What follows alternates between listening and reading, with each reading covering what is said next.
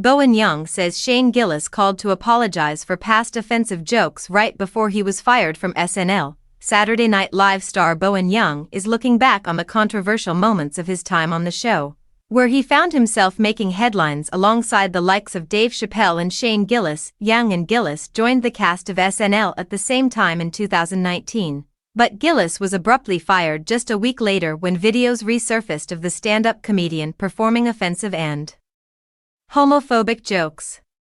Yang found himself getting swept up in the news cycle as well, as the show's first-ever Chinese-American cast member and third openly gay male cast member. In a candid profile with The New Yorker magazine, Yang admitted that he felt like it was incidental to this big national story about cancel culture at the time. SNL exec Lorne Michaels reportedly texted Yang after the news of Gillis' controversial past broke. "I don't need you to be the poster child for racial harmony," Michaels told him. Yang added that he spoke to Gillis just before it was announced that he was being fired from the show. Yang reportedly texted Gillis, who called him back and apologized for the mess. The New Yorker reports, "I ended the call by saying, 'I guess I'll just see you at work,'" Yang recalled. He laughed and said, "Sure," and hung up. Then they announced that he was fired.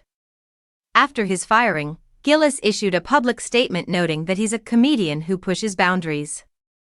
"I'm happy to apologize to anyone who's actually offended by anything I've said," he wrote in a statement on X. "My intention is never to hurt anyone, but I am trying to be the best comedian I can be, and sometimes that requires risks." Gillis later returned to the show to host in February 2024. He and Yang notably shared a hug during the show's goodbyes. Yang did not comment further on Gillis' firing, but he did address how fans on social media dissected his body language during controversial moments, including when he kept his distance from Chappelle after he jumped on the SNL stage earlier this year. "I was just uncomfortable on other people's behalf," Yang said. "It wasn't this big protest."